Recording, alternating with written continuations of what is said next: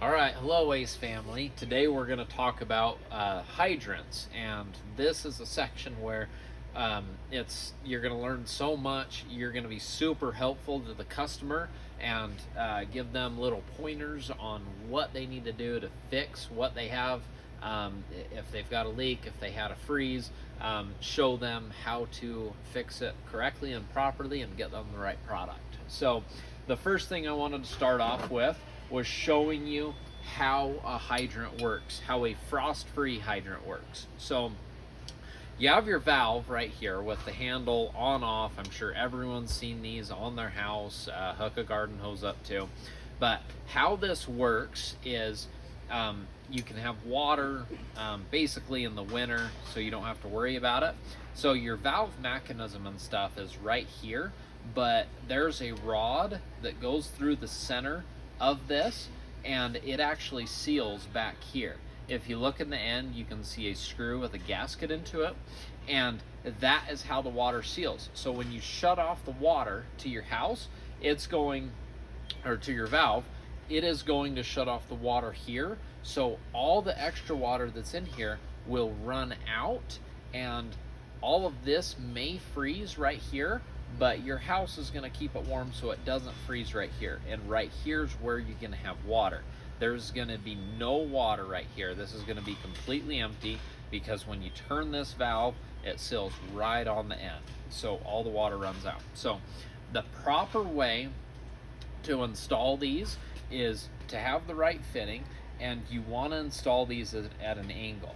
I don't know how well you can see on camera, but this plate is actually flat. That's so it can be screwed up against the side of your house, up against something solid, so it's square. And then there's actually an angle to this, and that's so that when you actually do shut the water off, all the water can run out. There's two real common issues that folks have with these. One is they leave their garden hose attached to it.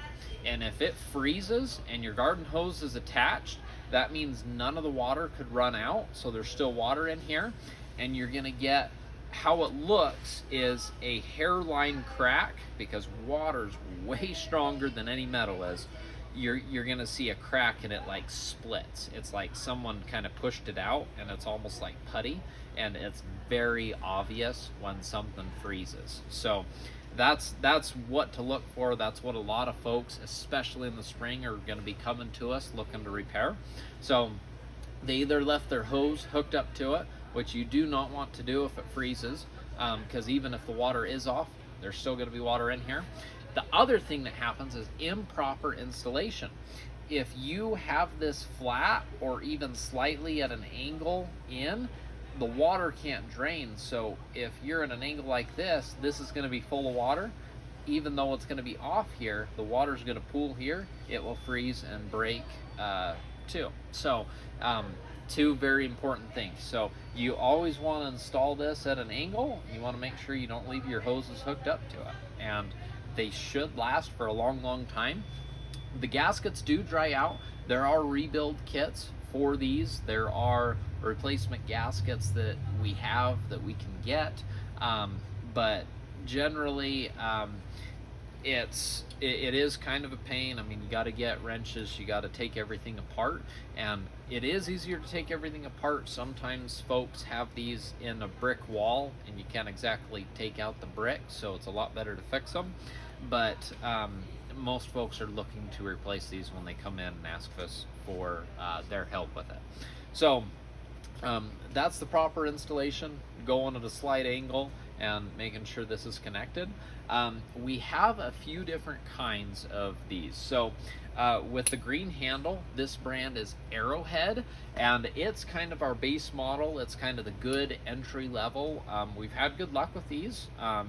Certainly nothing bad to say about them, and they're the least expensive ones we have on our shelf. The next level up from those is going to be the Woodford hydrants, and this is actually the model 19 that we have. The Woodford hydrants has this tan handle on them, and that's just a brand deal.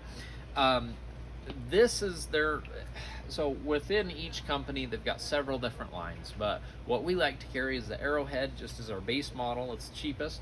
And then we've got the premium model, the Woodford.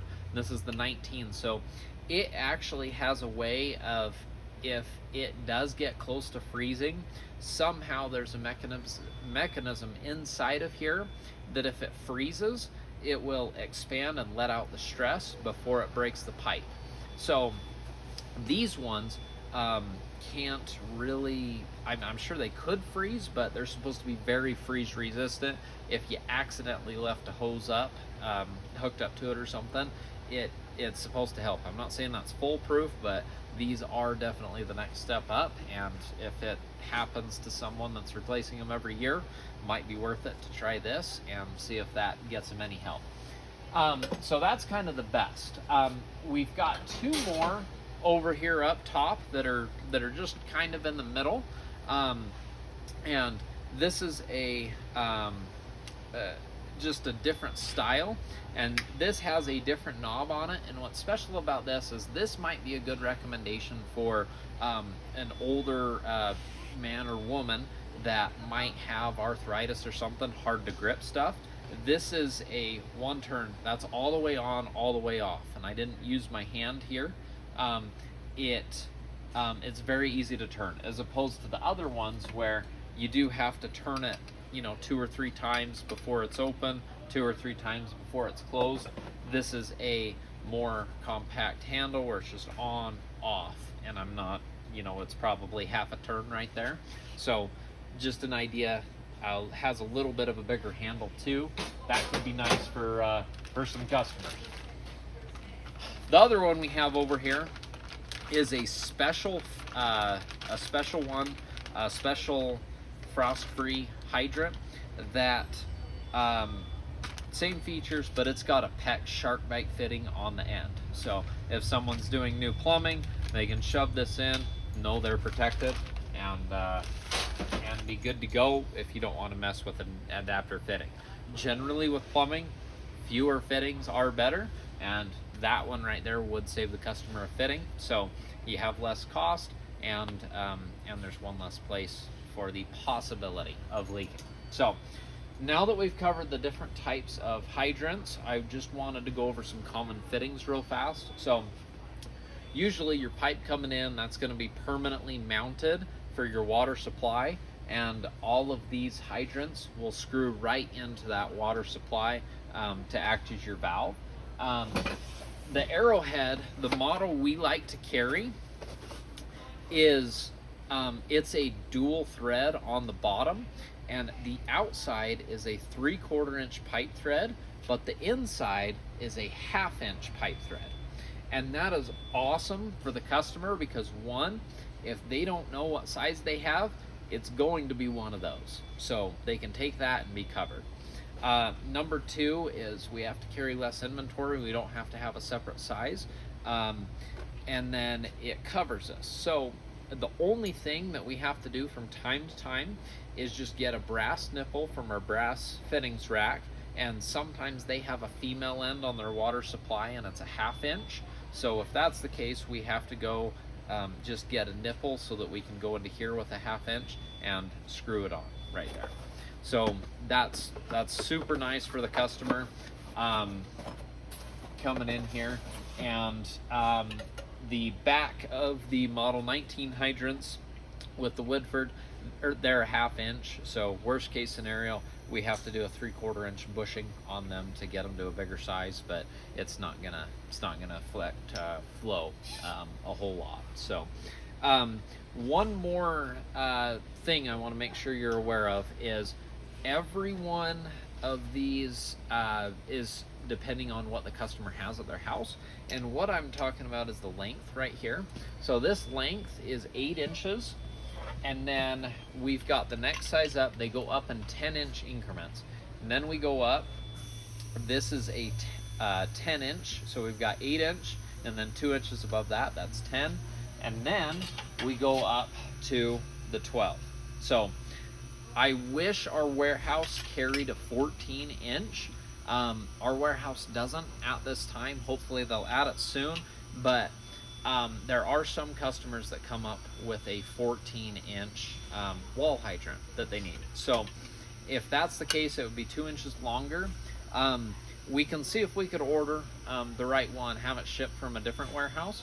The other thing is we could do an extension like a nipple for those 2 inches so that they can get their project taken up that day. It shouldn't make a huge difference, and of course it's the customer's call. We're just there to try to provide the correct supplies so that we can get the customer taken care of with their project that day.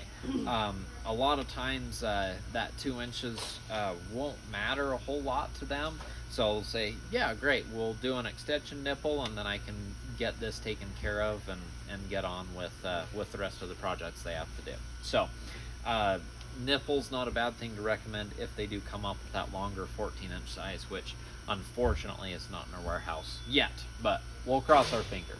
So one more thing that might be nice to recommend, just to be aware, is thread seal tape. It's always good to tape around those threads or do some pipe dope. Just that can be a little messier, but make sure that you don't have a leak, because oftentimes these are in the trusses between the basement and the main floor, and you certainly don't want a leak above a basement. So now that we've covered the wall hydrants, I wanted to quickly go over the yard hydrants. Now, a yard hydrant is one of these guys. We sell the Woodford Iowas. They're always this orange color. They're absolutely awesome, super high quality.